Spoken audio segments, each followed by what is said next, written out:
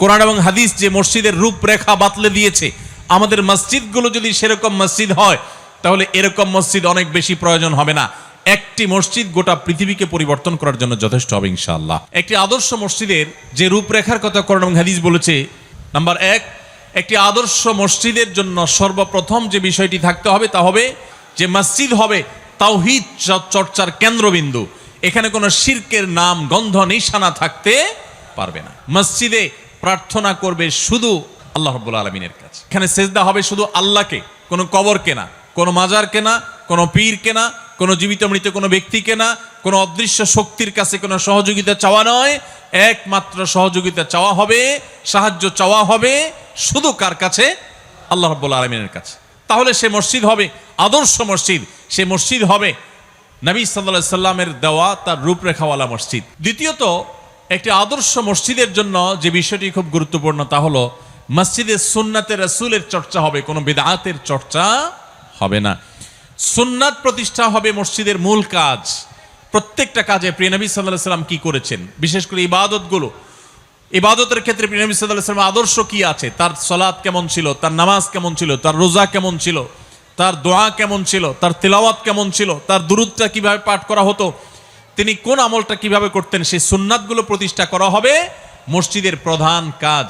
কোন মসজিদ যদি সুন্নাহ প্রতিষ্ঠা করে সর্বস্তরে তাহলে সেটি হবে আদর্শ একটা মসজিদ। তৃতীয়ত, মসজিদ যেহেতু আল্লাহর ঘর এবং সেখানে যেহেতু তাওহীদ প্রতিষ্ঠা করতে হবে, এটাকে কেউ ব্যক্তিগত খবরদারি প্রকাশের জায়গা হিসাবে গ্রহণ করতে পারবে না।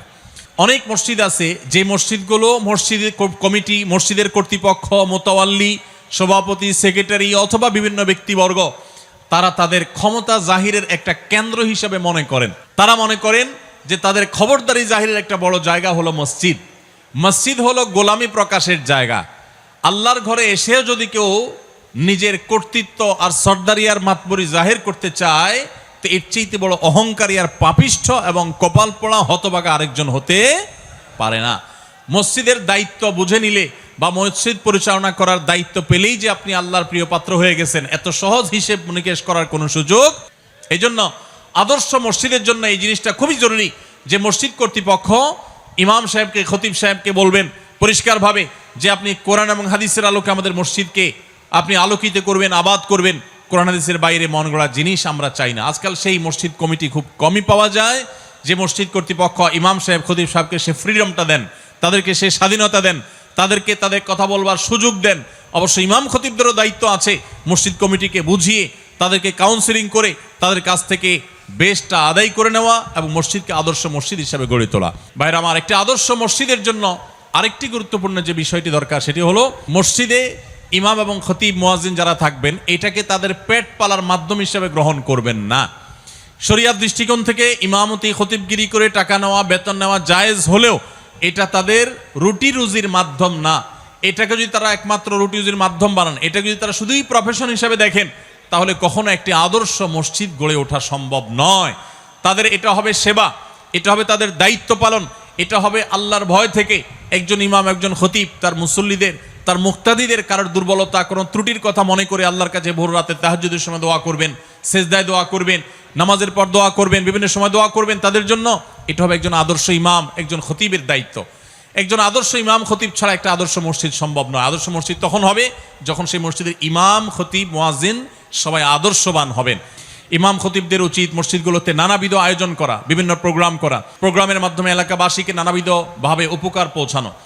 আমাদের প্রিয় নবী সাল্লাল্লাহু আলাইহি ওয়াসাল্লাম মসজিদ আপনারা জানেন শুধু নামাজ পড়ার ঘর ছিল না। সারা বাংলাদেশে মসজিদগুলো এখন বেশিরভাগ মসজিদগুলো হলো নামাজের ঘর। শুধুমাত্র সেখানে নামাজটা হয়, নামাজের পরে আবার তালা মেরে দেওয়া হয়, বাস শেষ। অথচ মসজিদ থেকে আমরা নানাবিধ সামাজিক কর্মকাণ্ড আমরা করতে পারি। বিশেষ করে আমাদের সমাজে পারিবারিক ব্যবস্থা ভঙ্গুর হয়ে গেছে, দাম্পত্য জীবন ভয়ঙ্কর একটা অবস্থা পার করছে। আমরা জানি স্বামী স্ত্রীর মধ্যে মনোমালিন্য চরম আকারে, ঘরে ঘরে সংসার ভেঙে খান খান হয়ে যাচ্ছে। এরকম কঠিন পরিস্থিতিতে মসজিদের ইমাম সাহেবরা যদি প্রশিক্ষণ নিয়ে তারা যদি কাউন্সিলর হওয়ার দায়িত্ব নেন, কাউন্সিলর বলতে মানুষকে কাউন্সিলিং করা এবং ফ্যামিলি কাউন্সিলিংটা যদি তারা সঠিকভাবে করতে পারেন তাহলে ইনশাআল্লাহ আমাদের সমাজের এই ভয়াবহতা কিছুটা হলেও রোধ করা সম্ভব। আল্লাহ তাআলা আমাদের সমস্ত মসজিদগুলোকে সেরকম মসজিদ হিসেবে কবুল এবং মঞ্জুর করবেন, আমিন। মসজিদ হলো ইসলামী সমাজ ব্যবস্থার হৃৎপিণ্ডের মতো। মানুষের শরীরের জন্য, মানুষের জন্য হৃৎপিণ্ড যেরকম গুরুত্বপূর্ণ অঙ্গ, ঠিক একইভাবে মসজিদ হলো একটা মুসলিম সমাজের হৃৎপিণ্ডের মতো। মসজিদ ছাড়া একটা মুসলিম সমাজ কখনো চিন্তাই করা যায় না, কল্পনাই করা যায় না। এই জন্য আমাদের প্রিয় নবী সাল্লাল্লাহু আলাইহি সাল্লাম মক্কা থেকে মদিনায় হিজরত করে আসার পর সর্বপ্রথম যেই কাজটি করেছেন, সর্বপ্রথম যে আমলটি করেছেন, সেটি ছিল মসজিদ নির্মাণ। মসজিদ নির্মাণের আমলটি আমাদের প্রিয় নবী সাল্লাল্লাহু আলাইহি সাল্লাম সবকিছুর আগে করেছেন। ইসলামের ইতিহাসে প্রিয় নবী সাল্লাল্লাহু আলাইহি সাল্লামের স্বহস্তে নির্মিত, তার তত্ত্বাবধানে নির্মিত সর্বপ্রথম মসজিদের নাম কি? মসজিদে কুবা। প্রিয় নবী সাল্লাল্লাহু আলাইহি সাল্লাম মক্কা থেকে হিজরত করে যখন মদিনায় প্রবেশ করেছেন, কুবা অঞ্চল দিয়ে, কুবা এলাকা দিয়ে প্রবেশ করেছেন মদিনায়।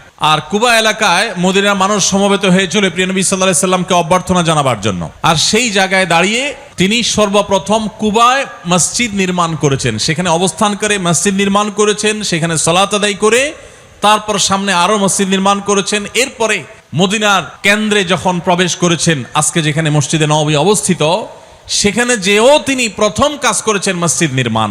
নিজের বাসাবাড়ি নির্মাণ, নিজের থাকার জায়গা, ঠাঁই, এগুলো সব পরে চিন্তা করেছেন, আগে মসজিদ নির্মাণ করেছেন।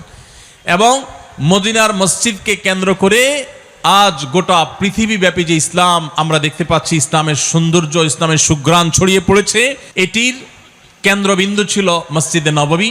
সেই মসজিদে নববী থেকে গোটা ইসলাম সারা পৃথিবীতে ছড়িয়ে পড়েছে। তো এই জন্য একজন মুসলমানের কাছে মসজিদ অত্যন্ত গুরুত্বপূর্ণ একটি প্রতিষ্ঠান।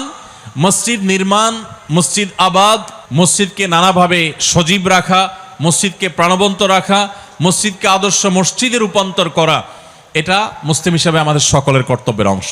মসজিদগুলোর শক্তি সম্পর্কে আমরা অনেক মুসলমান জানি না। আজ পৃথিবীর বিভিন্ন প্রেসিডেন্ট, পৃথিবীর বিভিন্ন রাষ্ট্রনায়কেরা তারা তাদের জাতির উদ্দেশ্যে সাপ্তাহিক বক্তব্য দিয়ে থাকেন, বুলেটিন প্রকাশ করে থাকেন।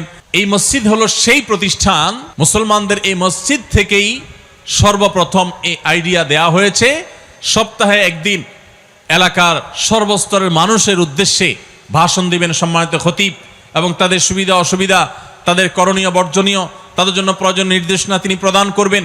এর মাধ্যমে একটা আদর্শ এবং সুন্দর সমাজ গড়ে উঠবে। তো এটার কেন্দ্র হলো যে মসজিদ, সে মসজিদগুলো যদি আদর্শ মসজিদ হয়, সে মসজিদ যদি কোরআন এবং হাদিস যে মসজিদের ছক এঁকে দিয়েছে, কোরআন এবং হাদিস যে মসজিদের রূপরেখা বাতলে দিয়েছে, আমাদের মসজিদগুলো যদি সেরকম মসজিদ হয়, তাহলে এরকম মসজিদ অনেক বেশি প্রয়োজন হবে না।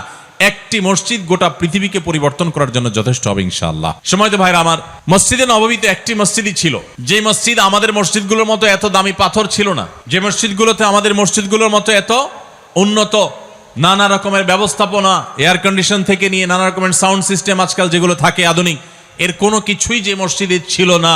সেই বাহ্যিকভাবে দুর্বল অবকাঠামোর উপর দাঁড়িয়ে থাকা সে মসজিদ এতটা শক্তিশালী ছিল, গোটা পৃথিবীর মোড় এটাকে খুব অল্প কিছুদিনের মধ্যে পরিবর্তন করে গোটা পৃথিবীর নেতৃত্বের আসনে মুসলমানদেরকে বসে দিয়েছিল এই মসজিদে নববী। আজও যদি আমরা আমাদের মসজিদগুলোকে সেরকম আদর্শ মসজিদ বানাতে পারি, তাহলে ইনশাআল্লাহ সমাজের চেহারা বদলাতে খুব বেশি সময়ের প্রয়োজন হবে না।